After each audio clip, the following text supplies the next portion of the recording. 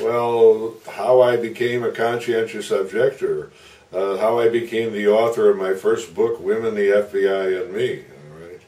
The FBI wrote the story of my sex life when I was only about 21. So I decided I ought to at least write my own version. Because my mother had read the report from the FBI. I told her anything comes from the draft board, read it. So that's the background.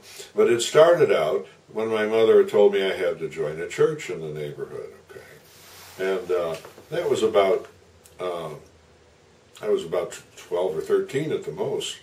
Didn't want to go to church. She never went to church, but I had no choice. And there were only 2 Protestant churches in our little neighborhood of Gresham, Chicago, and the Methodist Church served Ritz crackers. So the Presbyterian Church never had a chance. You know, we never had Ritz crackers at home. So that was my choice of religion. And the minister was a conscientious objector, and he gave me a little book from the Quakers called Speak Truth to Power. A little pamphlet about 90 pages. After you read that, you wouldn't hurt a dog. You wouldn't kill Hitler. I mean, it really turned you into a pacifist. So I went to the minister and said, you know, can a Christian be a soldier? And he said to me, well, I can't imagine Jesus running anyone through with a bayonet, right? So I said, right. So I registered for the draft as a conscientious objector. And in those days, simply because of what the minister had said. And the book had turned me off of military and killing. And what year was that you registered? This would be about 1955, I guess. Or I was 18, yeah, that would be, no, yeah, 55. And no, even earlier. But in any case, I was off to Europe to study in Paris, and I get over here and I get letters from people saying, why is the FBI investigating you? Okay, why is it? They were going around asking people questions about me, whether I was sincere and this and that, because under the draft law they were allowed to do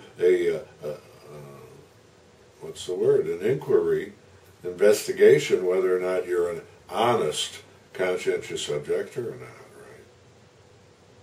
So, FBI investigating you, they don't tell people why. They say this is protecting you, but in fact, everyone thinks that you're running from the FBI. So that's the final thing.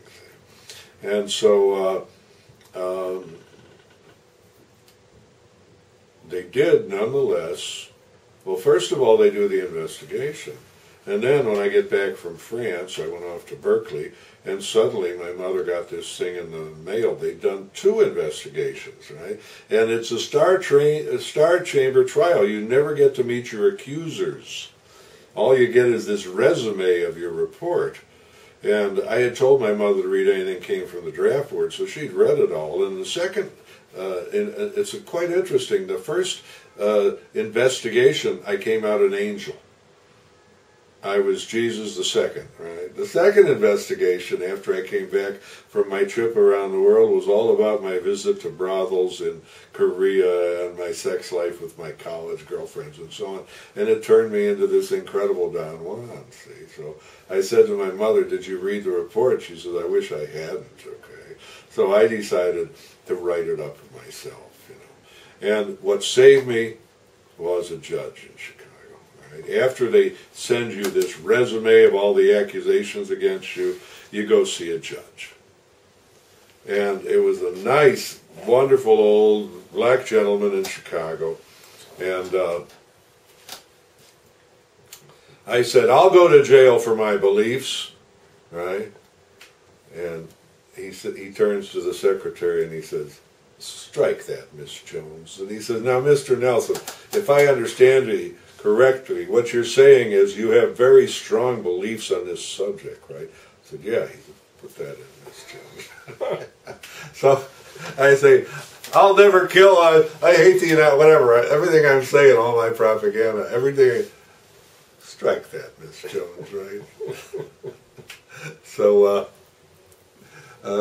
what you mean, Mr. Nelson, is that you've been very influenced by people who were into this war thing, right? Yes, that's right. So he wrote my whole thing.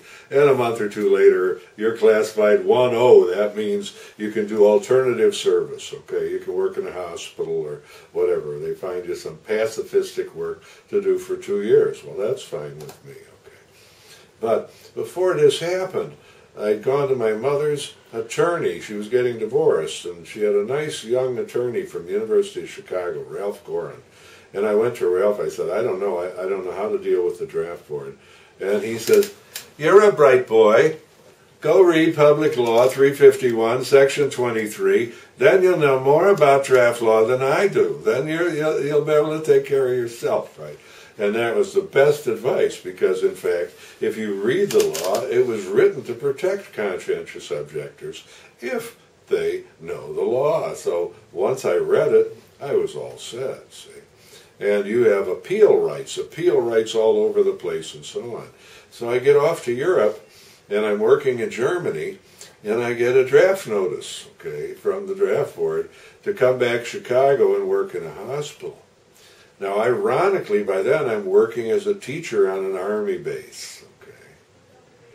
So I write to them and say, look, I'm working for the U.S. Army in a non-combatant position, teaching soldiers. They have a very difficult time to get teachers up here. Why don't you just approve of this job I'm doing here, and I'll do this for 2 years, and everybody's happy. But, of course, that didn't go. They didn't like that at all, right? So they classify me. Oh, then, this is important if there's ever a draft again. I'd met Brad Little, this guy in the peace movement, and he told me, never take a deferment. They'd never give you anything for nothing. He said, like me, and I got out at prison at 26, but they couldn't arrest me again because the age limit is 26. If you take a deferment, the age limit goes to 35. So they offered me a deferment from Chicago for this. I says, I don't want a deferment, right? I want to do this job. And they just immediately classified me 1A, you know. And I got a letter, and I went by that. Then I got, you know, and if you look at the law, every time you get something from the draft board, it says on the bottom, you have 17 days to reply to this letter. Unless you're living overseas, in which case you have 90 days, right? So I take the whole 90 days, and on day 89, I'd sit down. I was very fast typist, and I'd write a 10 or 15-page letter explaining what was happening and my point of view and my beliefs, and I'd fire it off to the draft board, you see. And then that would go up from local level, would go up to the state office, right? And it would sit in the state office for 6 months or a year. And as the time went by, I kept writing them 10-page letters, so they ended up with 150, 200 pages of stuff in my file. So your file would go from local to state, and then state to national, and then national to appeal court or something like that, right? So I just kept, right, and I knew the law so well, I knew the mistakes they'd made in dealing with me and so on. So if you really know the law like that. And now I was back in France, working for the Army still on Rue Marbeuf, and living in a nice apartment on Place d'Iéna, and I get a letter from the draft board, and I open it up one day, and it says, your appeal has been rejected by the National Draft Board.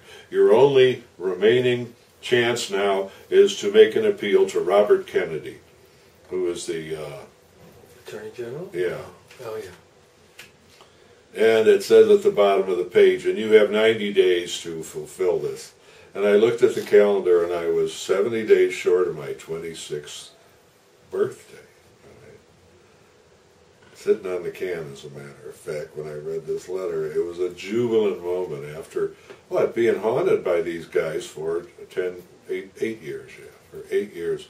I had a letter from the district attorney in Chicago. I wish I'd kept it.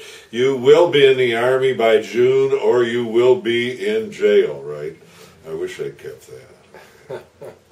But so the moral of the story is read a draft law, or read any law that concerns you. And I never went to jail, and I never worked in a hospital for 2 years.